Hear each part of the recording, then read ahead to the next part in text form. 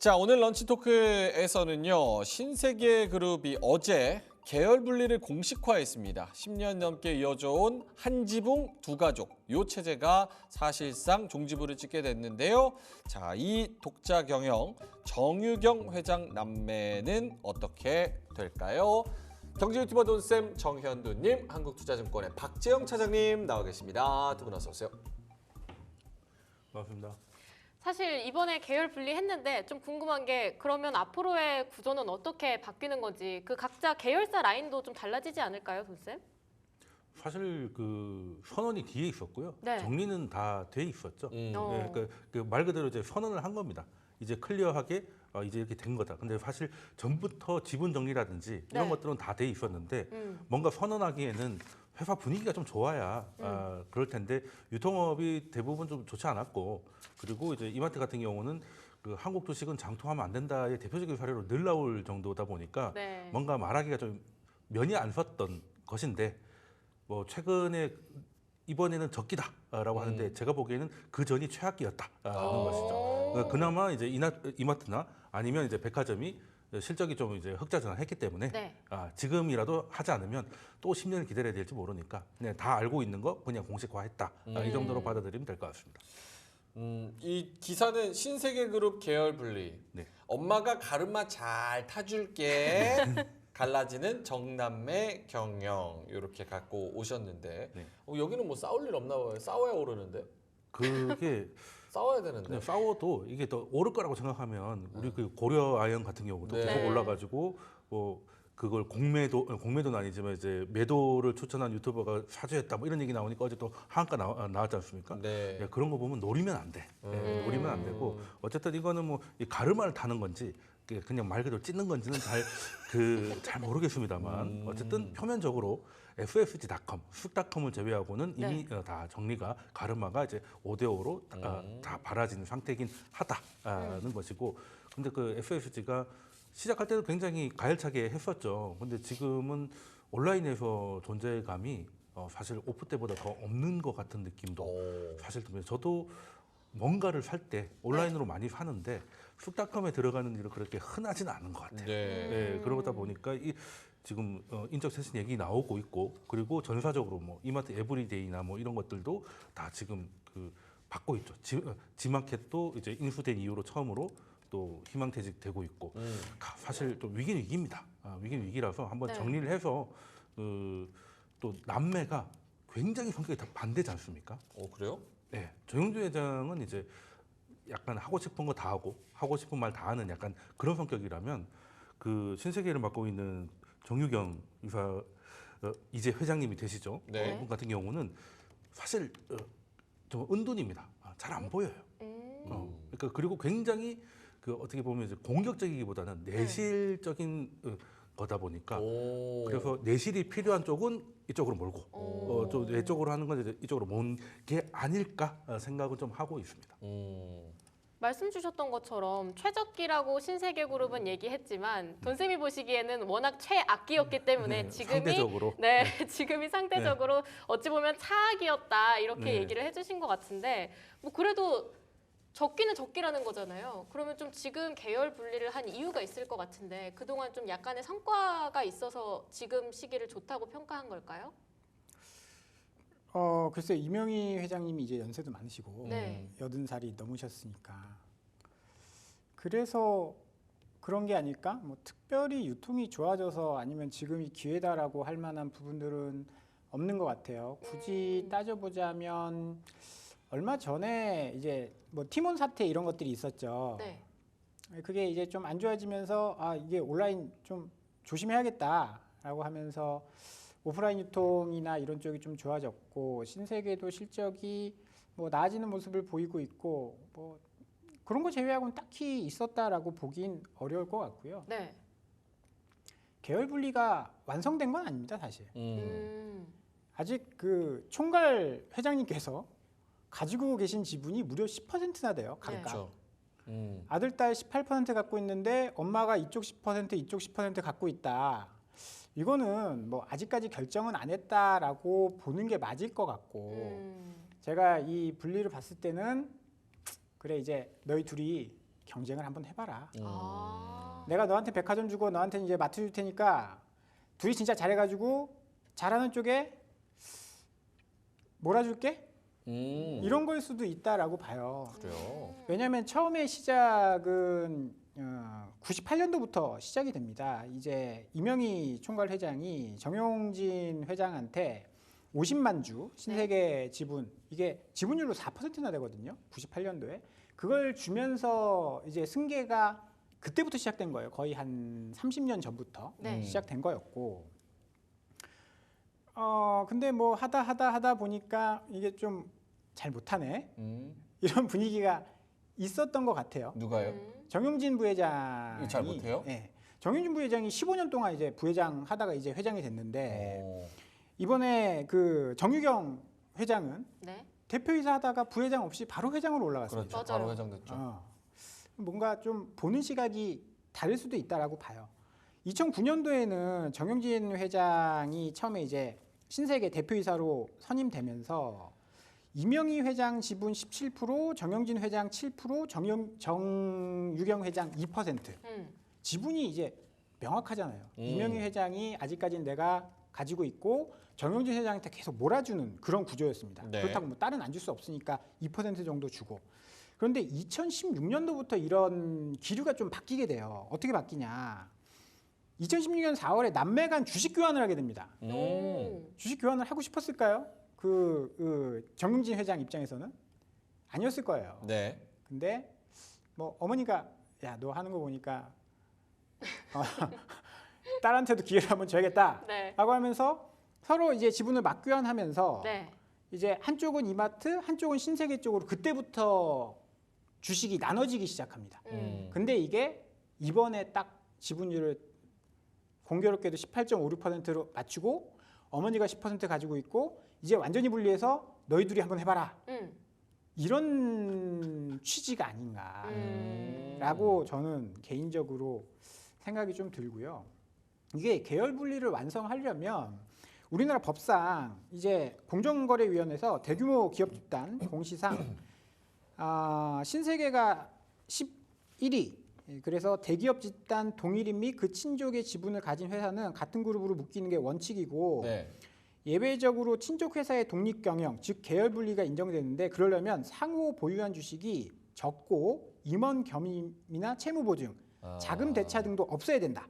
그런데 이명희 회장님이 몇 퍼센트 가지고 있죠? 10%. 네, 10% 가지고 있잖아요. 이거를 3%대까지 낮춰야 됩니다. 이게 아직 계열 분리가 법적으로 끝났다라고 볼 수 없는 거예요. 말은 선언은 그렇게 했지만 이명희 회장님이 어디에 밀어주느냐에 따라서 이거는 또 달라질 수 있는 이야기가 될 수 있기 때문에 제가 봤을 때 이건 계열 분리 아니고 서로 경쟁을 시키려고. 경쟁시키는 거다. 야, 너 동생, 너 첫째 너 지금 이렇게 막 마구잡이로 했다가 이거 다 말아먹게 생겼어. 너 똑바로 해. 내가 너 말고 동생한테도 기회를 줄 거야. 이런 게 아닐까라는 생각입니다. 둘의 경쟁 구도로 약간 경쟁을 붙인 거다. 그럼 둘이 지금 신세계하고 이마트가 어떻게 하고 있는지 저희가 실적을 또 준비를 했어요. 이마트 실적 추이랑 신세계백화점 실적 추이 저희가 표로 준비를 했는데 이마트 2022년, 2023년, 2024년 상반기 보면 매출 규모는 큽니다. 29조 뭐 이렇게 나오는데 네. 영업이익이 2022년에 저 때는 사실은 뭐 경기가 너무 좋아서 가지고 돈이 많이 풀려서 1,300억 정도 영업이익 났다가 작년에 마이너스 400억 적자 그리고 올해 상반기에 125억 영업이익입니다. 근데 신세계는 매출 규모 자체는 적지만 영업이익은 잘 나와요. 2022년에 6,400억, 그 다음에 6,300억, 그리고 올해 상반기에만 2,800억이니까 하반기까지 합치면은 5천억 정도는 무난하게 플러스로 나올 것 같습니다. 이렇게 보면 정유경이 조금 더 사실 이제 경쟁을 붙인다고 말씀 주셨는데 정확히 얘기하면 네. 경쟁을 할 필요가 없이 원래는 정용진 회장한테 하려고 했는데 도저히 안 되겠는 거죠. 네, 도저히 안 되겠어서 이제 그냥 이제 경쟁이 아니라 사실상 이제 폐쇄자 네. 정도로 보면 되지 않을까. 또 세게 얘기하면은 그럴 수밖에 없는 게 일단 유통업이라는 게 그 사이에 정용진 회장이 한 15년 정도 부회장을 하는 동안에 굉장히 많이 바뀌었고 우리 쿠팡으로 대표되는 이커머스 이런 것들에 대한 그 대응이 사실상 없었다고 봐도 되죠. 음. 없었던 건 아닌데 부족했고 그리고 이제 마트도 특히 나라도 도와주진 않았어요. 그러니까 이제 새벽 배송 같은 게 컬리나 쿠팡에서 출발했을 때 네. 이마트도 그 새벽 배송 시작을 했었거든요. 근데 이제 법적으로 마트가 문을 10시에 열기 때문에 10시 이전에 배송하면 안 된다는 이제 판결이 나와가지고 그럼 10시는 새벽이 아니고 다 출근해 있잖아요. 그럼 의미가 없는 것이죠. 그럼 마트가 있는 시간은 이제 집에 누군가가 있어야 신선식품을 받을 수 있기 때문에 사실 의미가 없어요. 이건 하지 말라는 얘기밖에 안 되는 거거든요. 예, 그때부터는 사실상 좀 제가 느끼기로는 멘탈이 좀 나간 것 같습니다. 누가요? 정영진 쪽에서, 정영진? 이마트 쪽에서. 이마트가? 할 수 있는 방법이 없잖아요. 어. 나라가 이거 손발을 다 묶어버리는데. 쿠팡은 그냥 그런 식으로 가도 외국 기업이니까 손을 못 쓰고. 네. 그렇지 않습니까? 그렇죠. 예, 그런 상황이 되는데 어쩔 또 수 그래도 없네. 뭔가 방법을 찾아야 되는데. 찾아야 찾아요. 되죠. 그래도 찾아야 되는데 그때 갑자기 뭐 야구 구단을 사고. SSG 랜더스 갑자기 야구를 하시고 와인을 사오시고. 와인 사원. 뭐 그리고 이것저것 많이 하셔요. 그리고 이제 스무디킹도 그때 인수를 했지 않습니까? 인수를 해가지고 다 본국으로 보내주셨어요. 22년 만에 철수를 하게 만들었죠. 술을 엄청 좋아하시나 보네. 소주 사업도 뭐 했었죠. 그렇죠. 그 제주 맥주가 아니고 제주 소주죠. 제주 소주? 기억도 안 나실 겁니다. 이게 사진을 보여드려도 잘 모르시더라고요. 이게 뭔데요? 이게 이제 소주 킹 사업을 소주, 했었어요? 킹 소주라고 있었어요. 킹 소주? 예, 전 처음 들어요. 예, 사진으로만 볼 수 있는 귀한 소주. 예, 그리고 뒤에 24도 있네요. 네, 예, 그러고 나서 이제 결과는 이제 바로 이렇게 됐죠. 이런 게 한두 번이 아닙니다. 조롱하려고 나오셨습니까? 아니 근데 보니까 네. 하필 또 이게 소주를 들고 계셔가지고 너무 적절한 짤이다 이렇게. 근데 이게 제주 소주를 190억에 샀다가 유상증자를 6번을 합니다. 그러니까 이제 그리고- 주주들은 이제 네. 술을 안 마실 수가 없죠. 그렇죠. 예. 오히려 간이 아작나가지고. 그래서 한 주주가 8 정말 많았으면 술이 잘 팔렸죠. 한 800억 정도 쏟아 부었다가 예. 딴 데도 안 팔려서 그냥 그냥- 그대로 네, 그냥 그대로 청산해버린. 이걸 사실 소주는 너무 많아가지고 안 사도 되는 거죠. 그리고 가지고 있었던 그 하는 프리미엄이 전혀 없었기 때문에 그뿐만이 아니고 근데 백화점을 보면요. 네. 정유경 회장을 보면 좀 비판하는 쪽에서는 지금 전 세계에서 백화점 단일 매장에서 1년에 3조 이상 매출 내는 데가 딱 3군데 있습니다. 오 진짜요? 네, 런던에 한 군데 있고요. 네. 신주쿠에 하나 있고 그리고 강남의 신세계? 신세계입니다. 오 잘하고 있네. 백화점은 잘 돼요. 이야. 그러니까 지금은 가만 보면 이마트가 불리한 게 소비가 양극화됐어요. 그렇죠. 싼 맞아요. 거는 뭐 다이소로 가고 아니면 백화점인데 중간에 끼어 있는 대형 마트들이 이제 전통시장보다 대형 마트들이 더 힘든 상황이 돼버렸거든요. 여기서 다른 방법을 못 찾고 있는 와중에 백화점은 2016년에 강남이 이제 원래 좀 작았잖아요. 약간 증축을 해가지고 그리고 이제 요즘 뭐 팝업 같은 거 유행하는데 명품 팝업 같은 것들을 이제 그때 많이 시도를 해가지고 지금 신세계가 예전보다 좀 더 럭셔리한 이미지가 돼서 네. 예, 그래서 이제 그 한 지점에서 3조를 내고 지방에서도 부산의 센터시티 있지 않습니까? 거기도 2조를 넘겼어요. 와. 그러니까 백화점은 잘 되고 있습니다. 잘 백화점은 되네. 잘하고 있으니까 그 성격이 정반대죠. 정윤주 회장은 다 해보자. 스타필도 해보고 이것도 해보고 물론 근데 그 도전하는 걸 폄하하면 안 돼. 그럼요. 네. 사업가가 도전 그렇죠. 정신이 기업가 있어야죠. 정신이니까 해야 되는데 근데 네. 계속 이렇게 망하는 데는 뭔가 문제가 있지 않을까 생각도 한 번은 필요할 것 같아요. 저는 정용진 회장 이 도전 정신을 매우 높게 네, 저도. 삽니다. 제주 소주도 그렇죠. 네. 그 뷰티 헬스, 부츠 그쵸. 맞죠. 했었죠. 골프류, 제이릴라 했었죠. 맞아요. 레스케이프 호텔도 싹 어떻게 다 적자 기억하고 전환했죠. 여기 또 띄워놨어요. 쇼앤텔도 있죠. 네. 피에로 쇼핑 있죠. 여러 가지 있는데 여기 지금 말아먹은 거 제가 정리한 겁니다. 근데 제가 왜 도전 정신 이거 왜 폄하합니까? 저도 피에로 쇼핑을 이제 한번 보려고 동생은 네. 저 부산에 사는데 한번 같이 구경을 부산에서 심지어 올라와서 같이 간 적이 있거든요. 근데 피에로 쇼핑이 이제 원래 동키호테를 그대로 한 각종 건데 거잖아요. 근데 동키호테는 그냥 싸게 신기한 걸 많이 팔 테니까 알아서 사세요잖아요. 그렇죠. 근데 피에로는 동키호테의 단점은 있고 장점이 없어요.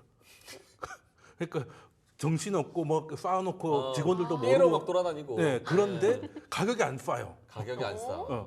그게 그러면은 그 뭔가 개 타는 느낌이 없잖아. 그렇죠. 예, 그러니까 한 번 가고는 이거 안 안 간다. 되겠는데라고 했고 일렉트로마트도 지금도 있지만 네. 좀 일렉트로마트도 지금 점포 정리 몇 개 하고 있습니다. 스타필드 빼고 장사 안 되는 거의 다 거. 없어졌죠. 박지영 차장님도 요 정용진 회장의 능력에 대해서 코멘트를 좀 해주신다면. 그래도 도전 정신.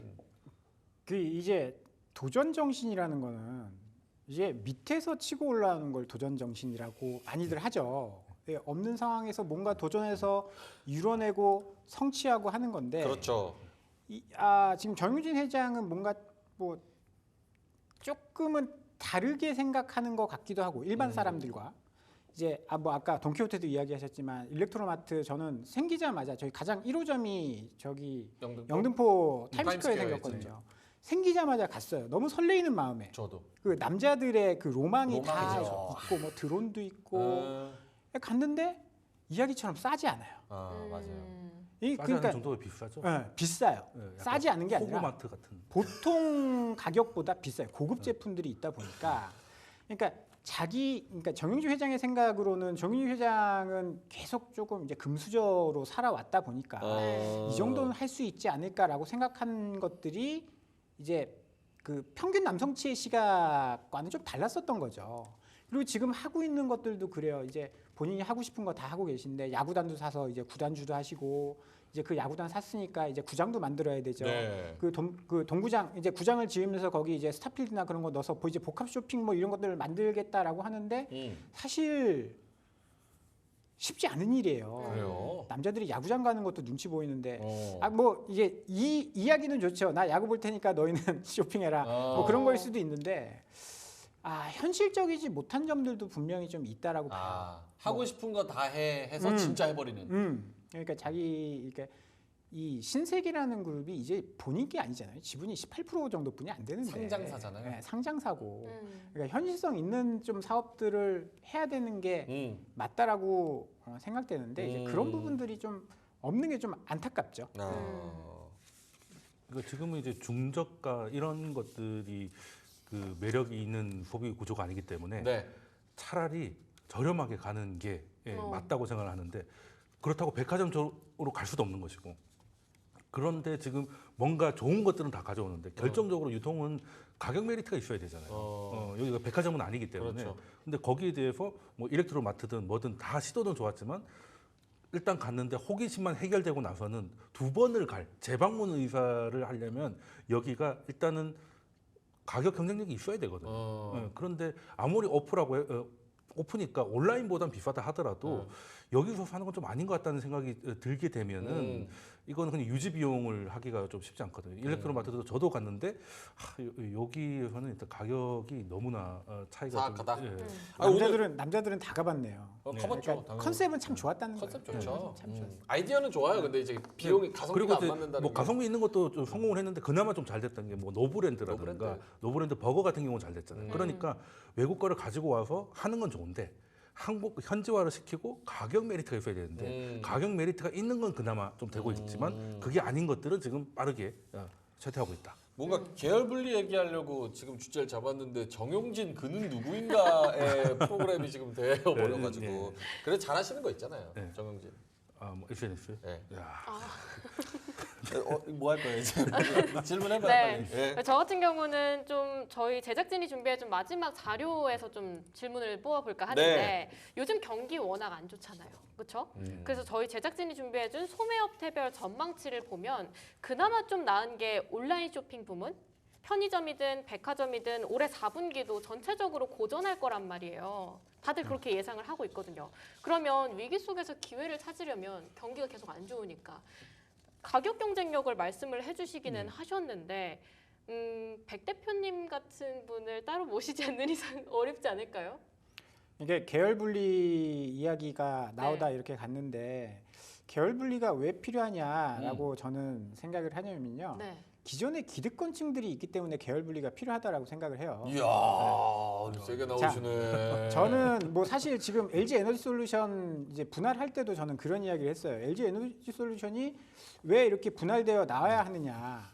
이게 회사 생활을 해보면 어느 정도 위치까지 올라가 보면 위에 사람들의 암투가 굉장히 줄서기 이런 것들이 굉장히 많습니다. LG 에너지 솔루션, LG 화학 같은 경우에는 화학 사업부가 돈을 다 벌어요.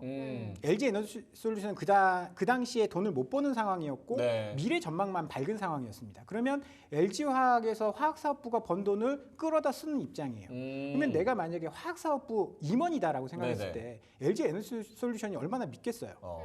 그렇죠? 아니, 실적은 내가 다 내놨는데 저쪽에 가져가고. 과실은 쟤들이 다 가져가네.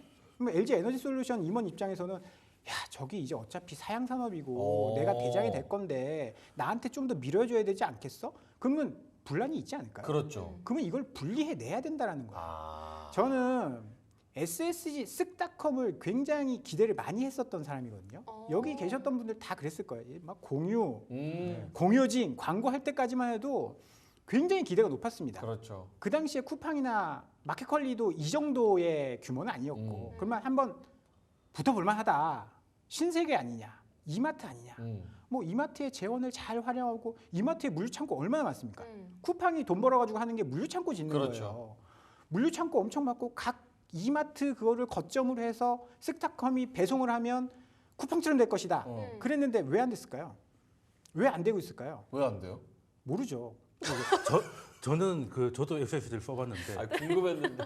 이게 정말 아니 뭐 이게 일단 저 대답 좀 해주세요. 왜 안 돼? 왜 안 돼? 왜 안 되는 건지. 거기에 무언가가 우리가 생각하는 이 뭔가 비효율성이 그렇죠. 있다. 비효율성이 아. 그 안에 있는 거예요. 아까 지분 구조를 봐도 이마트가 50 몇 프로, 신세계가 40 몇 프로 그렇게 가지고 있잖아요. 자기네들이 갖고 싶긴 한데 뭐 다 넘겨오진 못하고 그렇다고 이걸 키우면 저쪽이 좋아질 것 같고 이런 것들이 있기 때문이에요. 그렇기 때문에 계열 분리가 필요하다라고 보고 아까 성장률을 보더라도 온라인 쇼핑의 성장률만 이렇게 있는 상황이잖아요. 맞아요. 이마트가 이렇게 엉망이 된 거는 세상이 온라인으로 바뀌어서 이거 아니라고 봅니다. 미국의 월마트는 굉장히 잘하고 있어요. 네. 월마트랑 이마트랑 다르잖아요. 그게 뭐냐? 그 안 보이는 무언가가 저기 숨어져 있다라고 저는 생각을 하고 있습니다. 그러니까 그 일반 사용자 입장에서 지분까지는 안 보여요. 일단 네. 쇼핑을 좀 하려고 보면 그 보통 온라인 쇼핑하면 얼마 이상 무료 배송 뭐 이런 것들이 있잖아요. 특히 이제 쿠팡 같은 경우는 아예 이제 그 결제를 하면 구독을 하면 이제 그 로켓 붙어 있는 것들은 다 무료구나. 네. 그 중에 하나가 나오는 게 신선식품은 로켓 프레시라고 해서 15,000원 이상이 된다. 여기까지는 오케이인데 쑥은 거기서 맨 레이어가 더 있어요. 그러니까 쑥에서 직접 직배송하는 게 있고요. 그리고 근처 이마트에서 보내는 게 있고요. 트레이더스에서 보내는 게 있고요. 개별 업자가 보내는 게 있어요. 그게 근데 하나를 내가 팔려고 했던 게 한 18,000원이라서 15,000원 넘어가면 이제 무료가 되겠지 했는데 얘는 여기서만 팔고 쟤는 저기서만 팔아요. 그러니까 이거를 조합시키기가 너무 어렵고 그리고 노브랜드는 또 노브랜드 따로 해요. 그러니까 이게 말이 그렇지. 그러니까 자기들은 이제 많은 거를 여기다 다 집어넣었다고 하는데 그걸 집어넣을 때 그냥 집어넣으면 안 되는 거죠. 사용자들이 받아들일 때 그러면 트럭이 초록색이냐 노란색이냐 이런 것까지 다 봐가면서 지금 쇼핑을 하라는 얘기인데 네. 그 비효율이 여기서 나오는 거죠. 그러려면 여기서는 최소한 쿠팡 이상의 난이도로 주면 안 된다. 로켓이 붙어 있으면 그냥 무료가 되든지 그게 아니든지 그리고 그걸 하려면 이제 물류로 좀 통합을 시키고 그리고 이제 코스트코가 그런 게 있잖아요. 코스트코에 입점한 것들은 약간 검증이 된 것이다. 이런 게 있기 때문에 여기에서도 수기에서 직접 배송하는 것들은 어느 정도의 리뷰와 이런 판매 수치를 보인 것들이기 때문에 그냥 여러 개 있으면 요거를 사게끔 이렇게 끌어갈 수 있는 그런 걸 해야 되는데 그런 게 없습니다. 근데 그런 아이디어가 네. 이마트나 내부에서 없을까요? 있었을 텐데 그분들도 이제 말은 안 해서 그렇지 집에서는 쿠팡 주문을 할 거기 때문에. 예. 근데 그게 회사가 여러 회사가 있고 네. 그러면은 이제 그걸 통합을 한다는 게 보면 통합을 하면 또 존재감이 사라지는 분들도 많을 거고 하다 보니까 그게 그대로 그냥 앱에도 녹아버린 게 아닐까. 그래서 집집마다 그 새벽 배송 이렇게 그 8,000원짜리 그 가방 있잖아요. 그 나중에 맡기만 하는 거. 그 하나씩 다 왜 그런 거 있잖아요. 요즘 노란색 가방? 네, 그 가방 장바구니? 말고 그거 새벽 배송하면 아침에 아, 쿠팡에서 네, 네, 팩 네. 같은 거. 보냉 근데 FFG닷컴 거는 하나씩 다 집에 있어요. 왜 그래요? 8,000원 보증금 내고 왜 안 돌려받냐 했더니 사업을 접어가지고 반환이 안 돼. 그래요? 네. 그래서 다 그냥 8,000원짜리 가방으로 쓰고 있어요. 저도 그렇고. 그러니까 일이 이렇습니다. 일처리가 좀 이렇습니다. 그러니까 너무 많은 회사가 하나의 앱에 다 허술하네. 이런 식으로 그냥 넣기만 넣다 보니까 쓰는 사람 입장은 생각을 안 하는 거예요. 그래서 이거 지금 중구난방인데 이거 지금 그래서 어떻게 되는 거예요? 이 정유경 신세계 회장이랑 정용진 이마트 회장이랑 이제 이렇게 나눠지고 경쟁한다고 치면은 지금 신세계는 사실 잘하고 있는 거고 네. 그리고 우리나라가 소비가 양극화가 되면서 사실 백화점 중에 하이엔드 진짜 구찌도 죽쓰고 있지만 에르메스는 잘 팔려요. 그렇죠. 그런 것처럼 하이엔드는 지금 잘 되거든요. 그러면 지금 이마트의 정용진의 이마트와 정유경의 신세계와 이제 앞으로 어떤 행보가 되는 겁니까? 뭐 서로 경쟁하겠죠. 여기도 그리고 경영과 남남이 되지 않겠습니까? 어, 아니 원래 그랬었잖아요. 삼성가에서 이제 신세계가 그렇죠. 떨어져 나왔듯이 네. 이제 대를 거치면 이렇게 갈라서게 되는 경우가 거의 대부분이니까 사이좋게 경영하는 쪽들은 잘 못 봤어요. 그 사이가 좋다는 LG, LS도 결국은 분리를 했잖아요. 결국은 분리를 했으니까 이제 남남으로서 서로 경쟁하는. 겹치는 부분은 사실 잘 없어요. 백화점 가는 사람은 백화점 가는 거고, 그렇죠.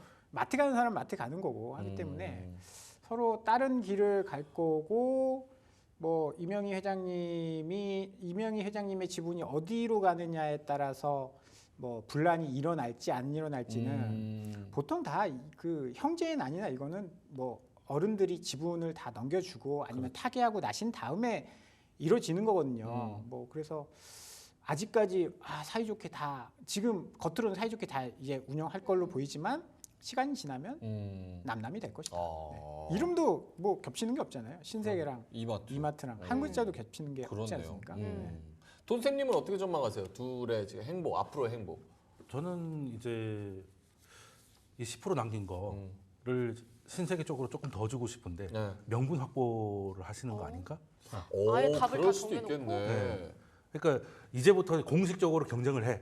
근데 보니까 이길 거는 누굴 것 같아. 그러니까 대놓고 이렇게 하면 또 분쟁이 일어나잖아요. 그렇죠. 엄마가 동생만 좋아하고 이럴 수도 있잖아요. 그러니까 내가 딱 10%만 해놓고 지분율을 똑같이 18.56으로 딱 맞춰놓은 다음에 레이스를 시키는 거예요. 근데 여기서는 이길 가능성이 누구가 높잖아요.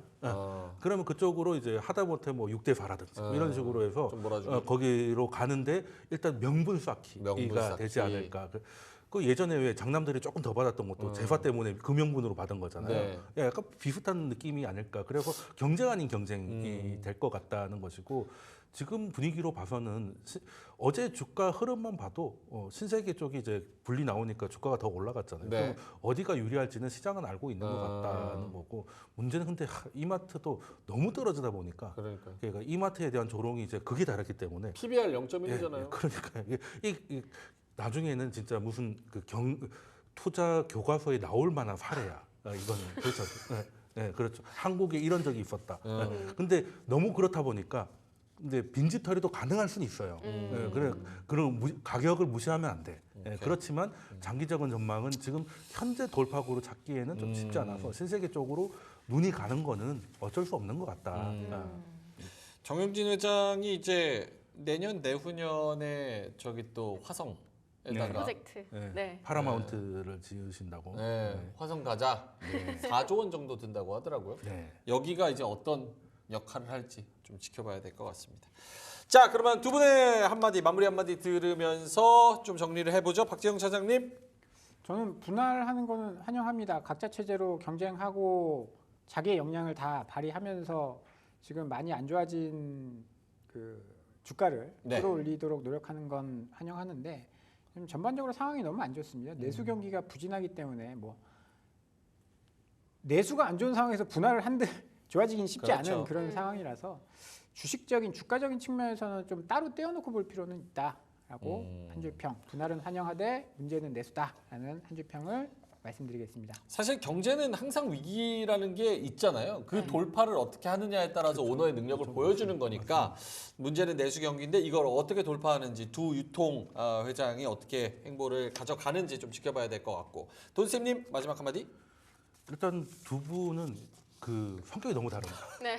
성격이 너무 달라요. 그래서 한 분은 소위 말해서 이제 나서는 E 타입이고 한 분은 I 타입이기 때문에 같이 갈 수가 없습니다. 하다못해 부부라도 이제 따로 가야 될 반 정도의 성격 차이기 때문에 이거는 이제 평화를 위해서라도 아름다운 분할을 해야 되는 것이고 유일하게 남은 게 FFG.com에 대한 지분만 서로 지금 공유를 하고 계신데 이것도 이제 정유경 회장으로 쑥 가지 않을까 생각을 하고 있습니다.